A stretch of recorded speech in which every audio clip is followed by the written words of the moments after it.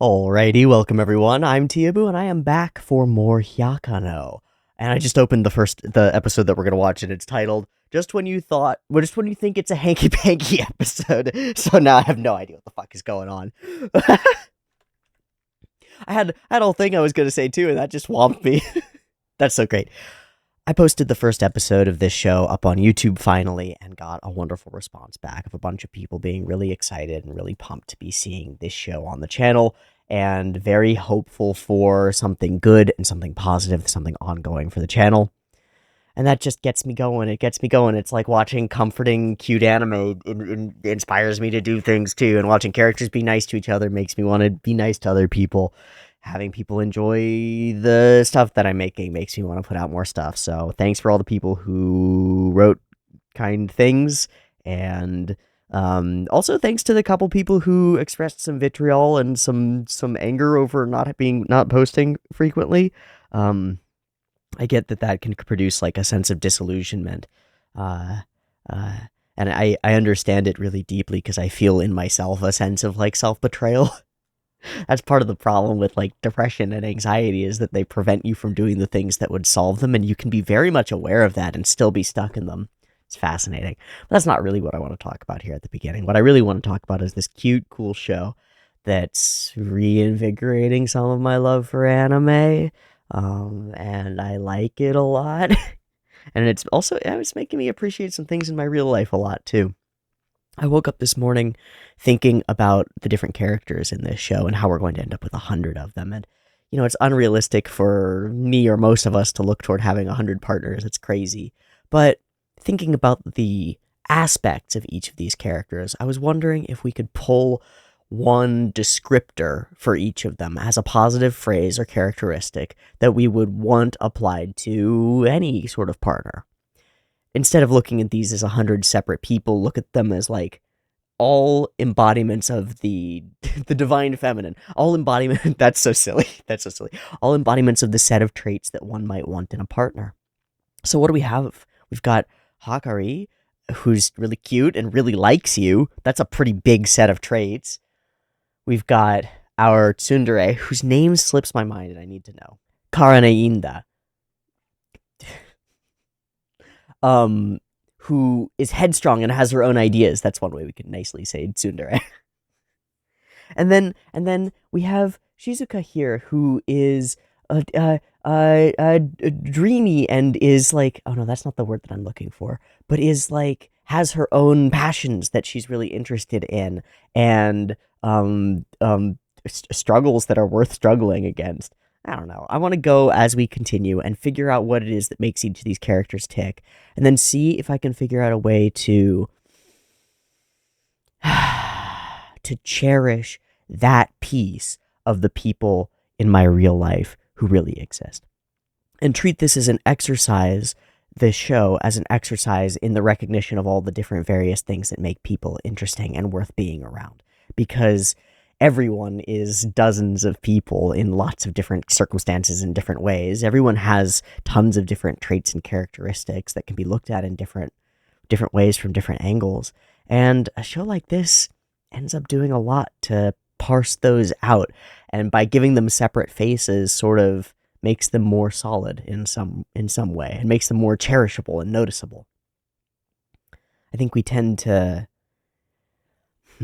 see people as monolithic, like here's this person and they performed this one bad behavior and therefore the whole of the person, I tossed that out, right? Or here's this person, I saw them perform one thing that I really agree with, and so the whole of the person is good. We've got this very black and white sort of tendency. But people are multifaceted, and under their surfaces lie multitudes. And under these characters, there aren't multitudes exactly. There are individuals. There are characters. And that's helpful, I think. I think it's really helpful that we have this separated out cast. I don't know what the fuck I'm talking about. I have a partner, and I really appreciate having them. And it's the last couple of days have been really hard, and I'm really cherishing having somebody to love, and who I genuinely believe loves me. So here we go to a world where there are 100 girlfriends who really love you, and I'm really happy to have one, and happy to use this show as a way to explore what that means and what it could mean, and all that good stuff. So we met Shizuka, and she's cute, and she's quiet. She doesn't know how to communicate very well. And she's our first new gen girlfriend, because our first two, like, that happened at the same time, and they made the agreement at once. So how the fuck does the dynamic shake out now? We're gonna have to figure that out for the future, because this is gonna become an ongoing process. So I figure you'd be crazy to try to introduce another girlfriend right now, and it would be much more reasonable to try to introduce the current added girlfriend to our trio dynamic, now quadruple, now, it's getting complicated. How will this go? I feel like it'll go fine because both of our characters already love the boy, and the same argument that's been made before works. I have an abundance of love, and there won't be less of it. I'll instead end up having more. But how will it all shake out? And how will they really feel about it? Will they feel outed or put aside because of the introduction of a new cute character, or will they, here's hoping, adopt her wholeheartedly as the cutest little goober who's ever cuted or goobered? One can hope. Either way, I don't think we're going to find out unless we watch the episode, especially considering the title, just when you think it's a hanky-panky episode, because I was not thinking at all that it would be a hanky-panky episode. So let's go ahead and find out what the heck this one's all about. I've got episode 4 of Hyakuno up and ready to go. There will be 2 versions, picture-in-picture in the description, timer on YouTube, beep beep timer to count you down, and early access, as usual, on the Patreon, whatever the fuck that looks like. Beep beep timer.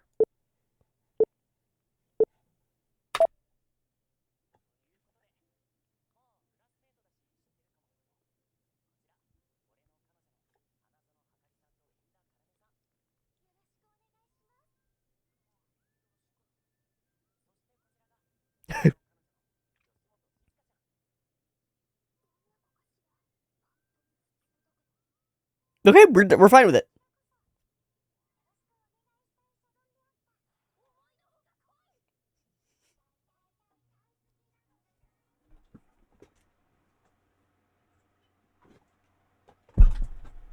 Ah, give me what?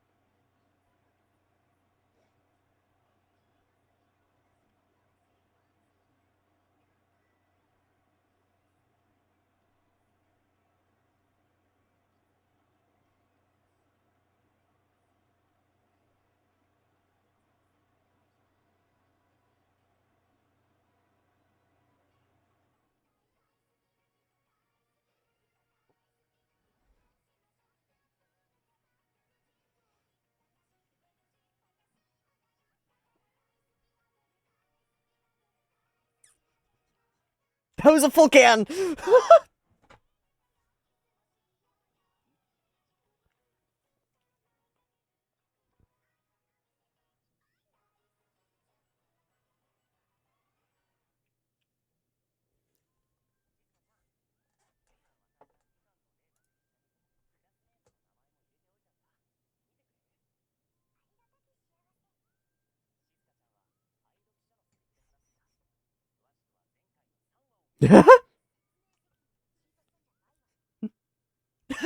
I love it.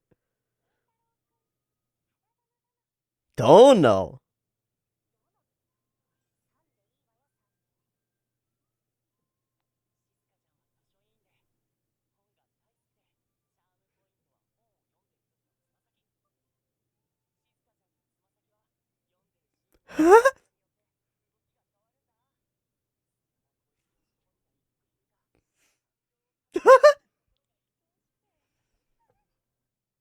Yeah. Ah, he's too cute. He notices the cutest things.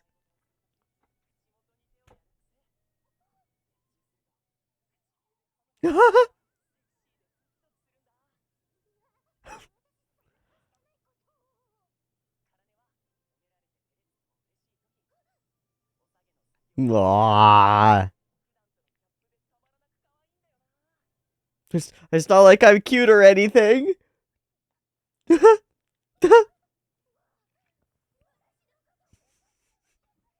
Truly seen.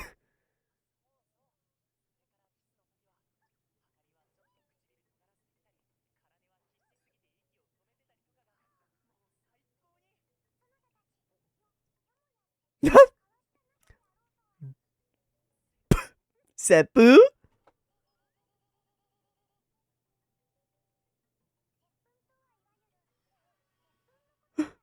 I don't know what that means.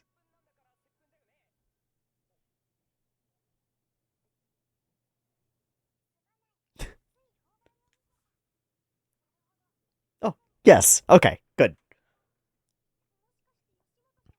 Yeah, you want to get some of this? Fast track.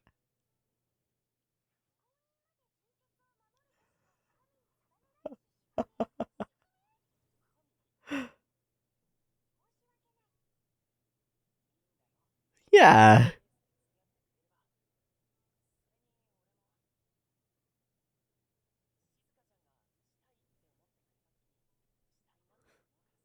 Becomes ready.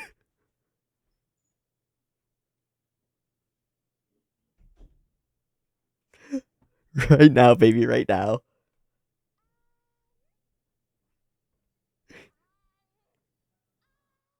The competition begins.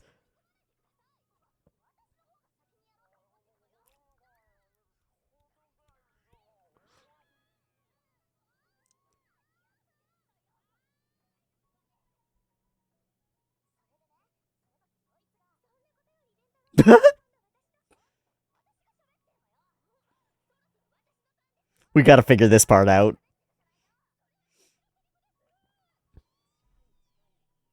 You might have enough love for all of them, but do you have enough time?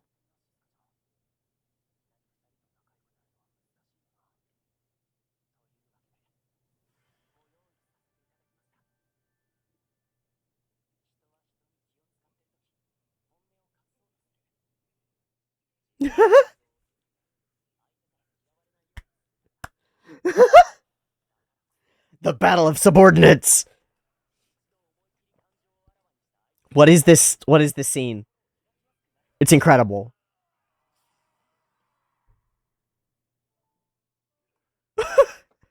And now we're brothers forever. What?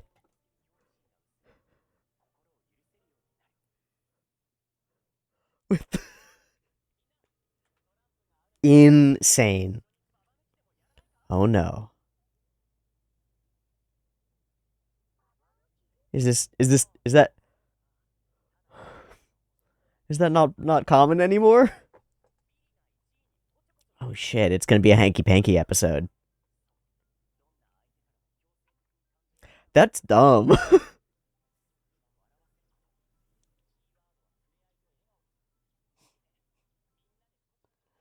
Oh. Oh, but there are ulterior motives present.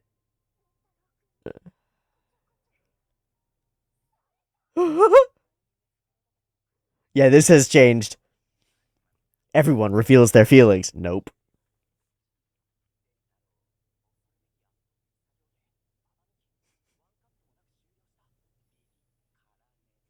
Nice. Victory.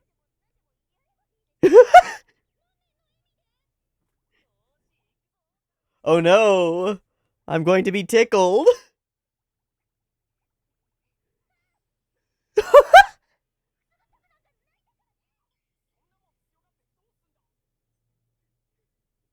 It's a hanky panky episode now.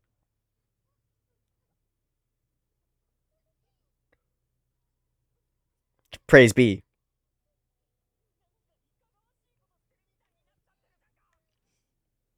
I think you got your hands all over your girlfriends. Victory. Why is she a ghost? She split it.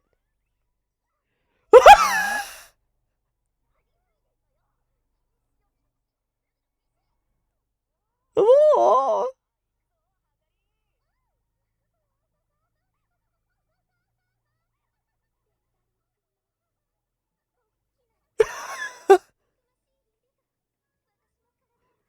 Sturdy fingers.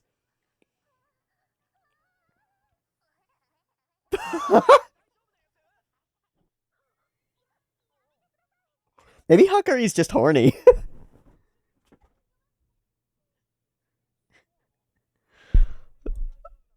Uh-huh. Very ticklish.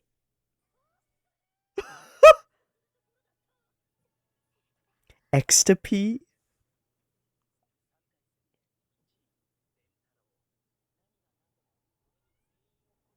Hmm. We haven't had much skinship with Shizuka. Yeah, because she's so restrained. She pushes the button. Ha ha ha ha ha ha ha.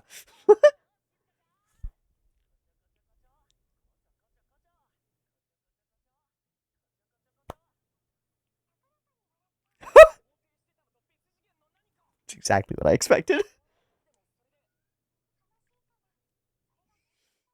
Poor thing.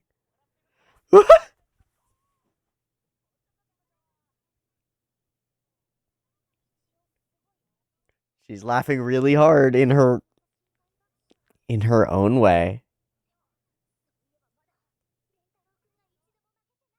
Hmm. Now the new mission. Kocho kocho. Kocho kocho. Kocho kocho kocho kocho. You gotta win.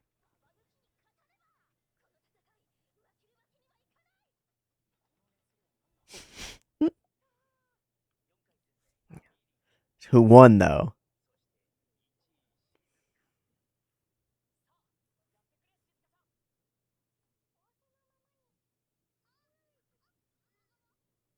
Brutal.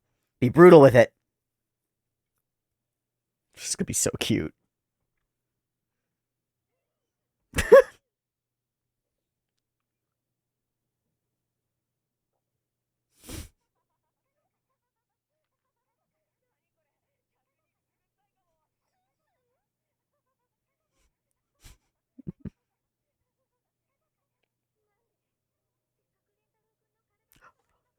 A waste. A shame. Places that must not be named. Chas.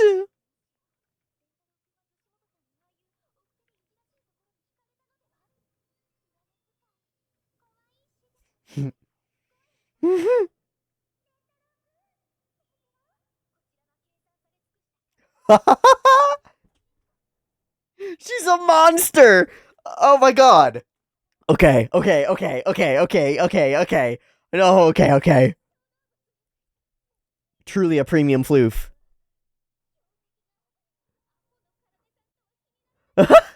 So mean. And your thoughts, Karane?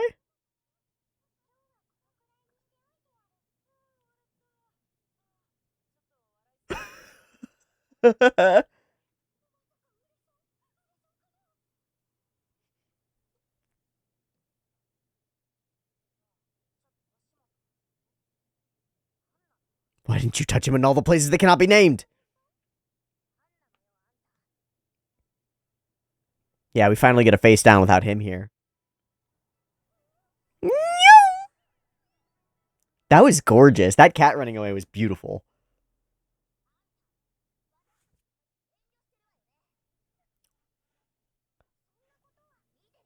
She's a book reader, right?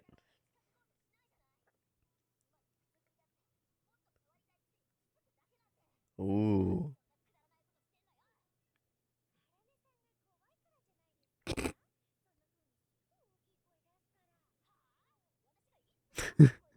She says, completely not yelling.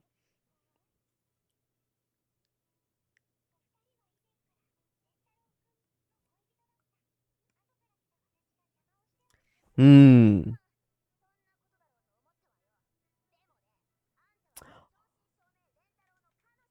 Instead of trying to push her out, let's go, Karane!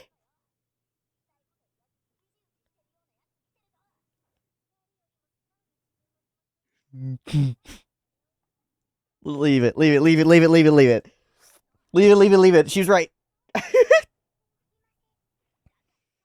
Her being hypocritical doesn't make her wrong.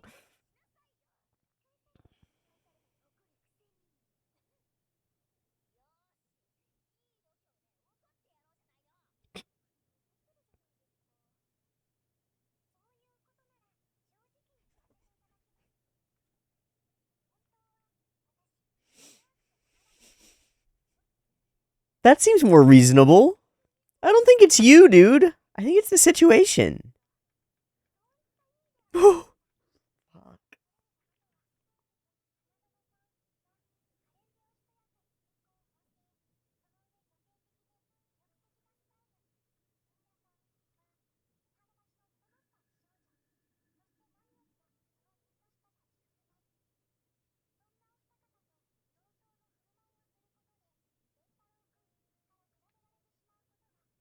And find me lacking.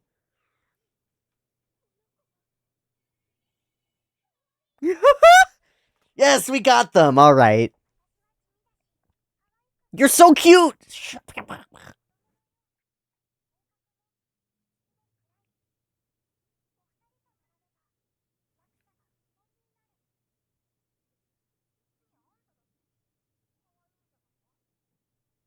Also, it doesn't.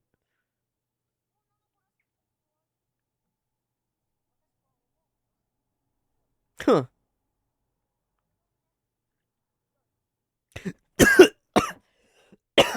They're solving their own problems. They're getting along. This family is bonding. Wait, never mind. Okay, there we go. There we go. That. Yeah. What's important is that he loves you. Yeah, you being able to figure out a couple that you hate about yourself does nothing to the internal calculus for Rentaro.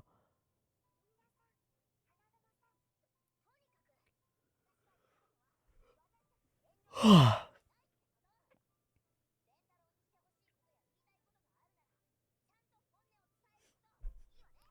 feel like it's gonna be a lot.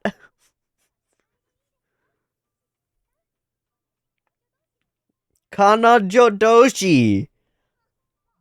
I learned a word. Mutual girlfriends. God, look at the eyes.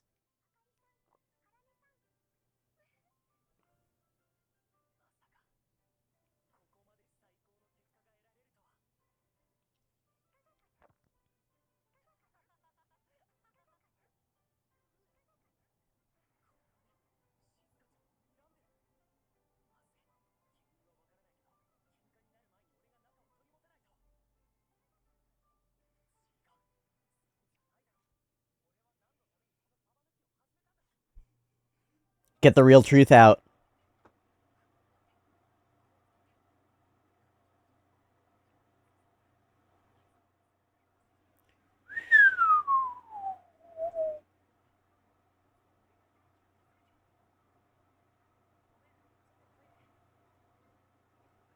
To step out.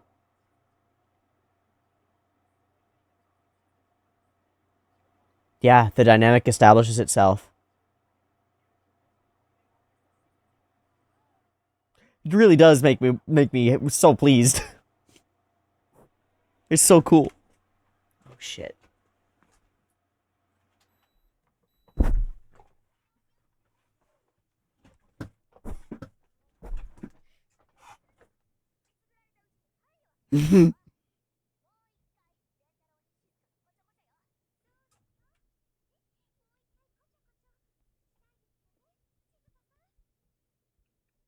And it becomes a hanky-panky episode once more.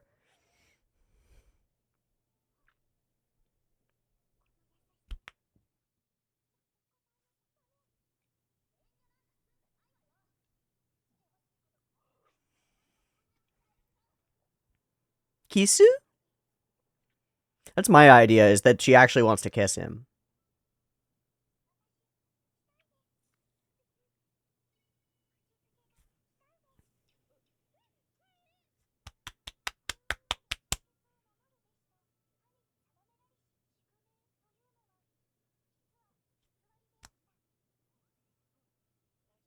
Mm-hmm.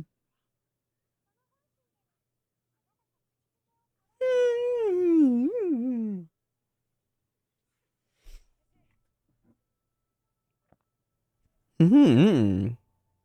Mm-hmm.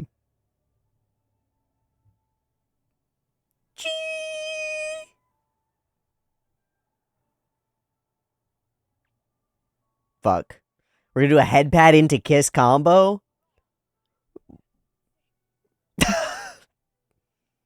Illegal. Three many cuteness.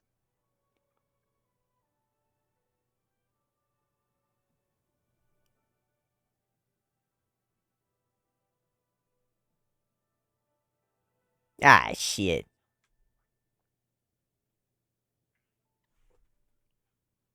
That's 3, baby.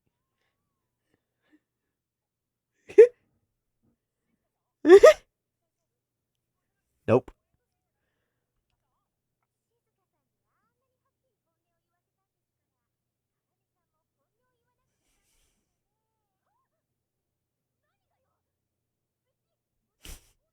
You're always hiding something, Karane.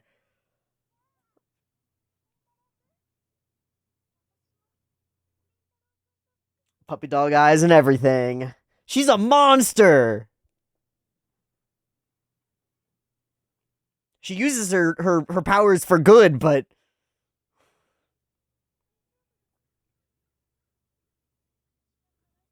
God, she's still playing her games too.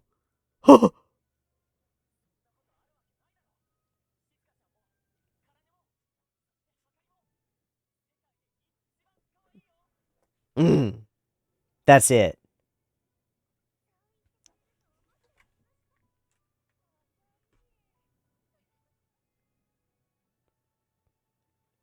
Such a tease.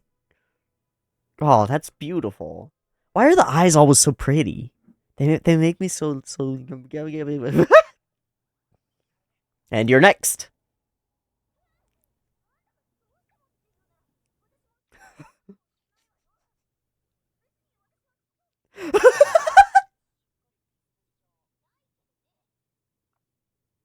Not けどね.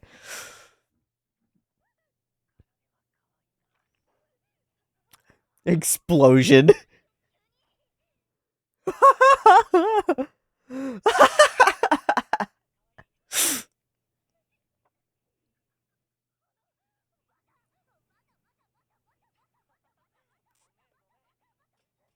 Oh fuck.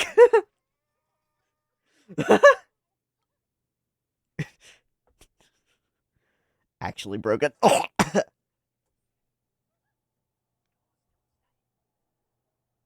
Well, that's the way to break a tsundere.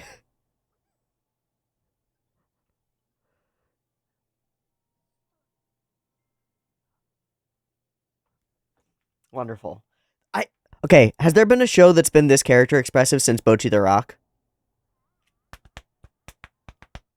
Because I was watching K-On! Recently, and I don't know if it, I mean, it's like in the same tier.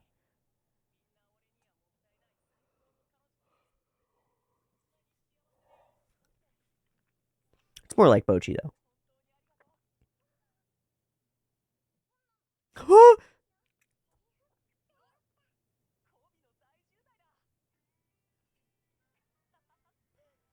There are gonna be plenty more where that came from. Takaraka ni waratta. Dee dee dee dee dee.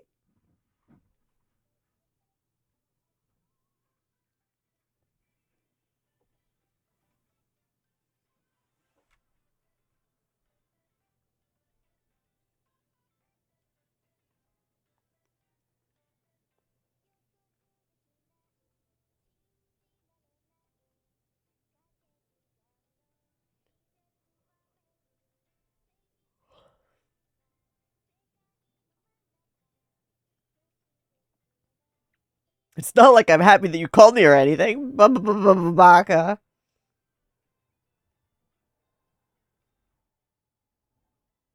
I must make haste.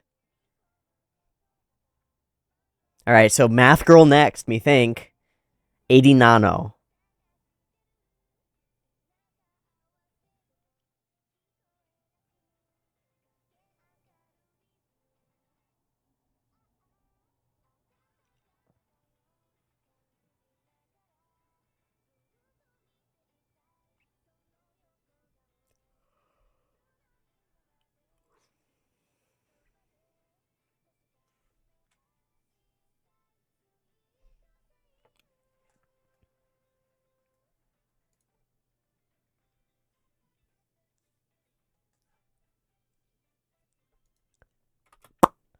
That was fucking lovely.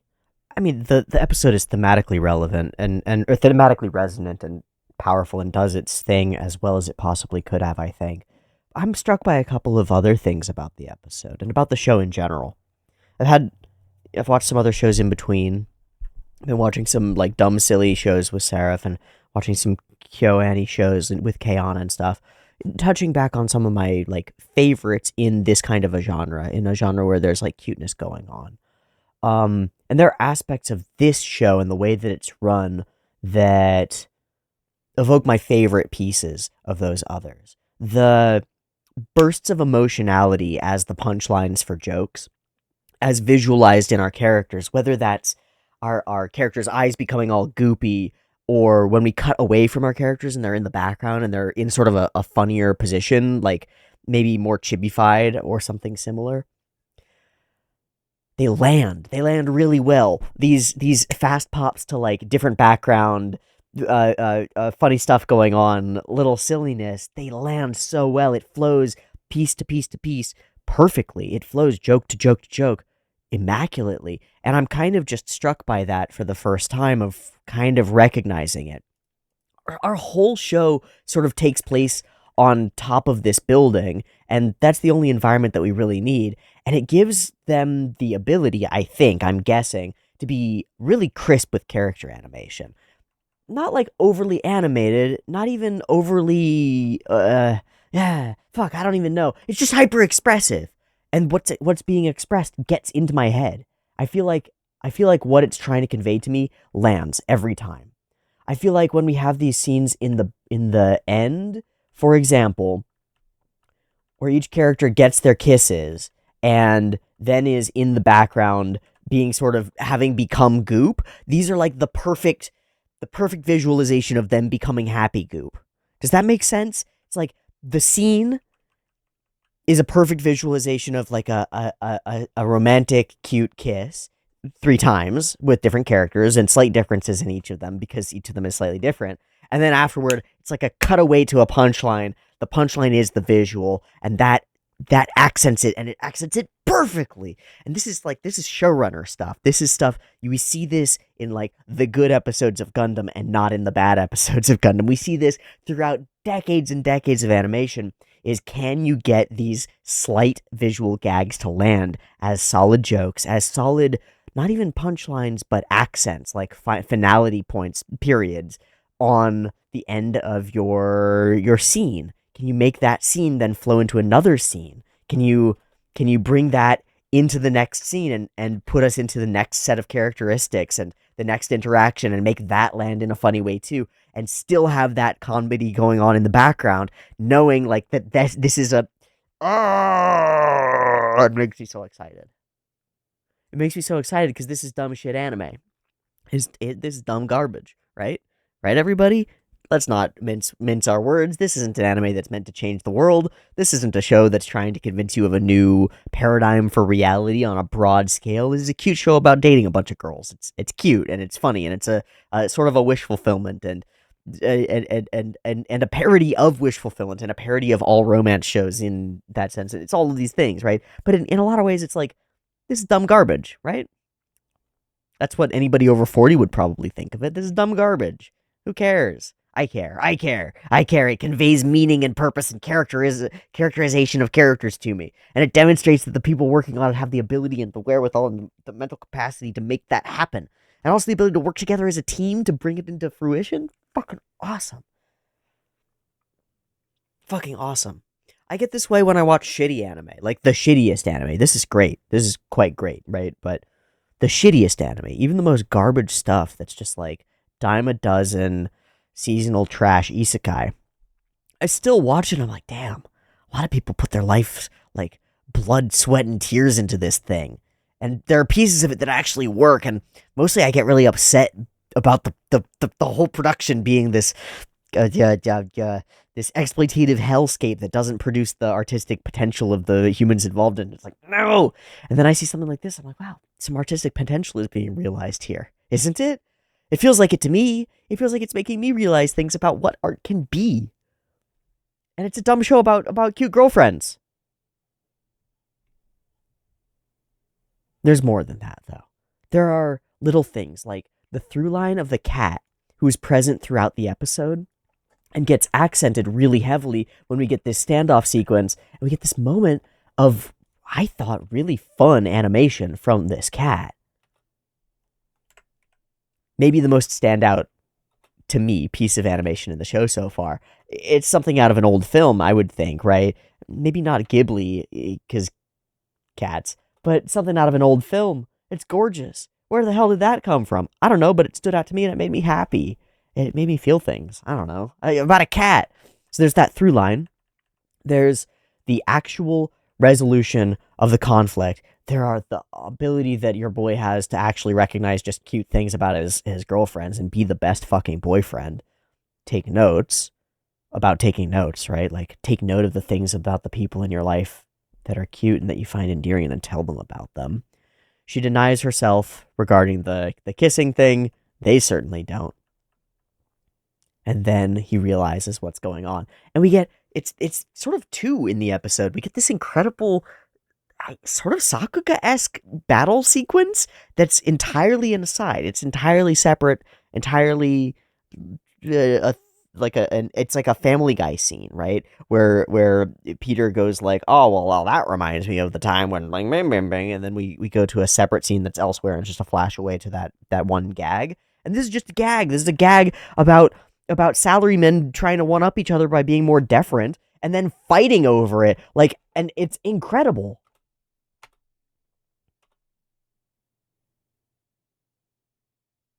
It's silly. It's ridiculous, and I love it. Where the fuck did that come from? Where the fuck did that come from? I don't know. But I love it. I think it's really cool. And it's chock full of jokes, like the flash to Dazaki frame painterly at the end. Like, this show is steeped in the way that a lot of my favoriteest anime are, in tropes of its own medium. It's entirely self-referential, self-aware, and aware of its place in a medium that has been making fun of itself since it emerged. This sort of self-effacing silliness and embracing of the jokes, the stupidity, and the insanity of this medium that we love is one of the things that I love about it. There's something wholesome and deeply wholehearted about being willing to share in a complicated and insane piece of media that took a lot of work to produce the silly sort of jokey things that don't get talked a lot about in a lot of other media.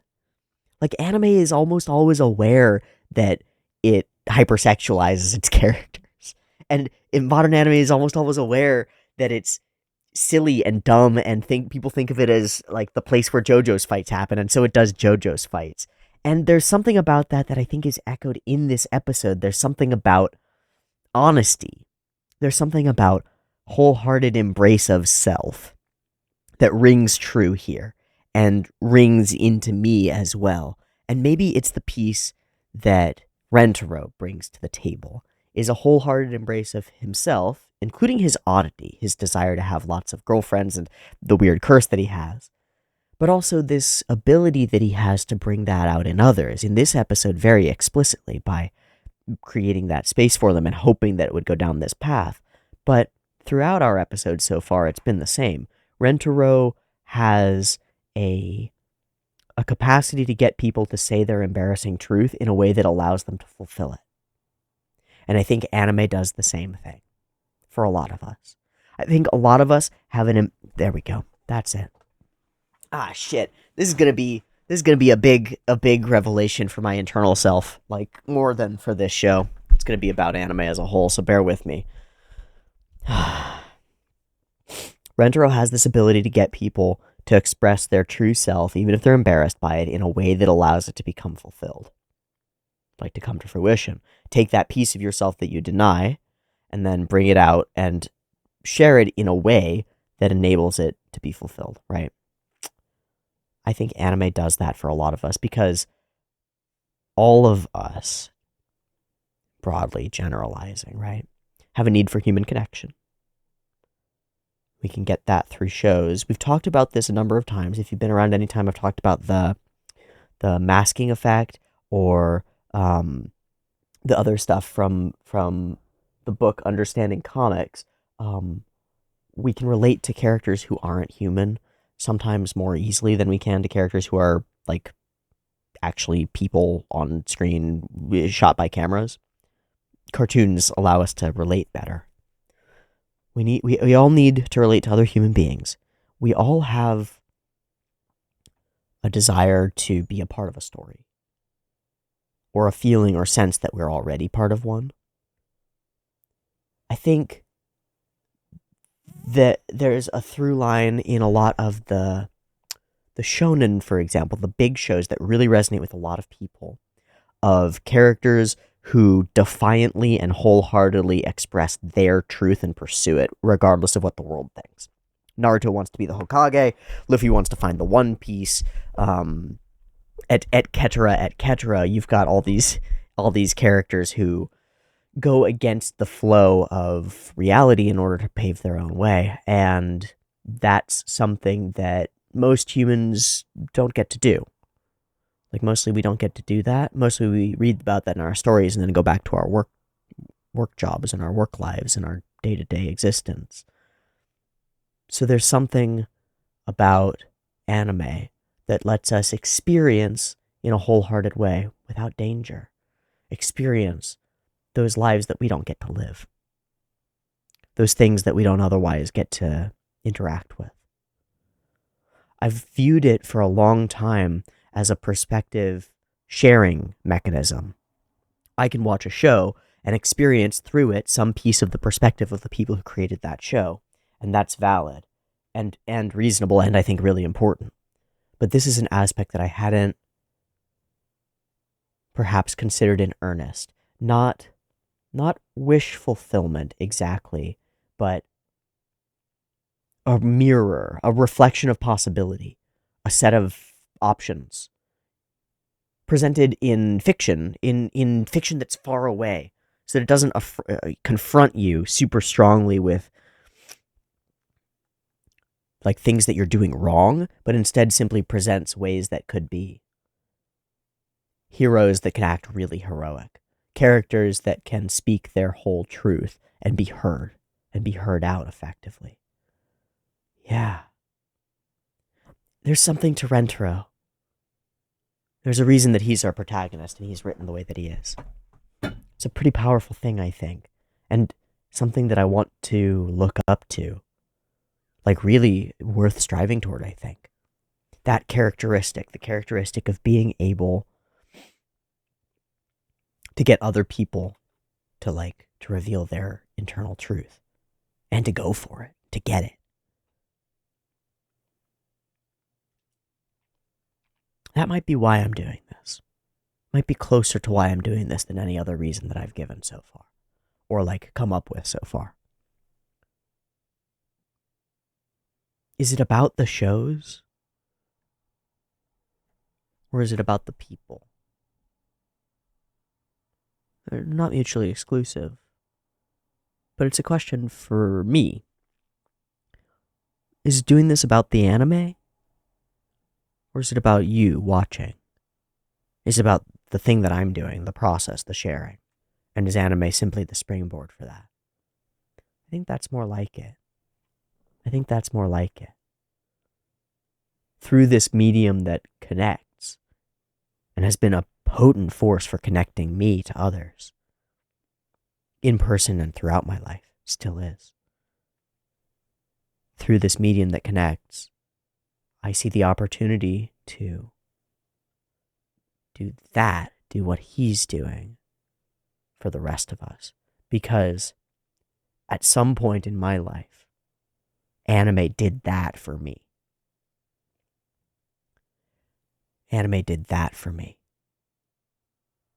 Gurren Lagann and Kill la Kill and some Devilman Crybaby and a little bit of Full Metal Alchemist, some other things sprinkled in, revealed enough of my resonance, of my self-motivated desires to me, and showed me enough characters going for it in a real serious sense, speaking their truth and going for it, that it made me want to change how I was living.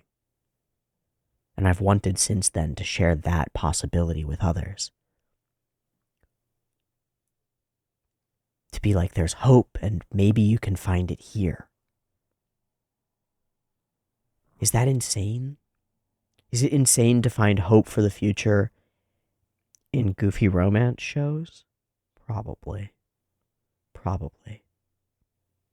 But I can't think of a way to have a bigger impact or make more of a difference. I've been trying really hard. And what I've come to, again, is the idea that I have to act individually toward the few people who I'm in direct contact with as well as I possibly can in order to have positive ripples on the world. And then I have to look out beyond that and see if I can get other people to act that way too.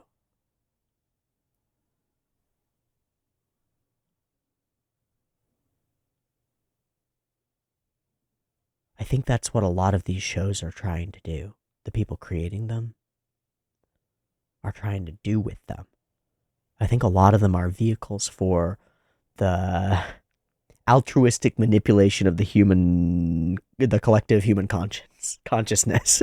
Something like that. Altruistic manipulation of the collective human consciousness. So I'll throw my hat into the ring, and that's what I want to do too. Self included. I would love to manipulate myself in a positive direction through these shows.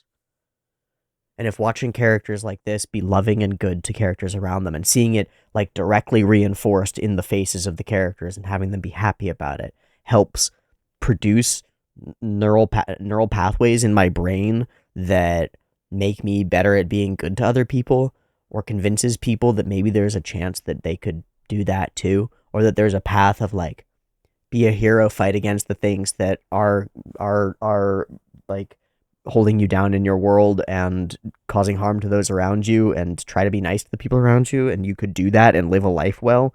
Oh fuck, that would be good shit. I've been struggling a lot with doubt, and this feels like a spark. Feels like a light in the darkness.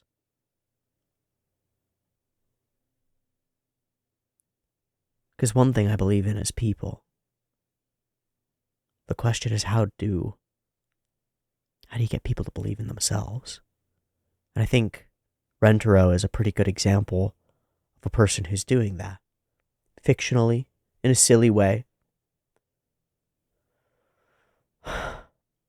But by believing in them wholeheartedly and not taking it too seriously. And loving them seriously. He is managing to do it. And by writing a character like him, and by putting him on screen, by animating him and animating the show with as much love and care as they have, this show has touched the minds of millions now. And maybe it's influenced some of them a tiny bit, just a little bit. Maybe they'll cherish their partners just a little bit more, or look out for partners who are as good to them as these are, and save themselves a little bit of misery.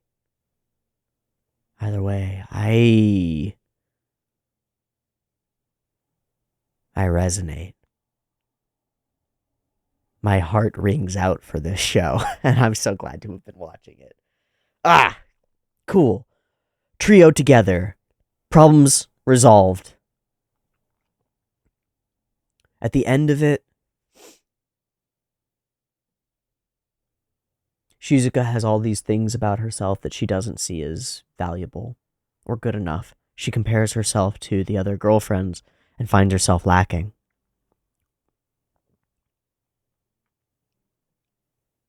But it seems like it's so silly because it doesn't fit the logic. It's not part of the equation.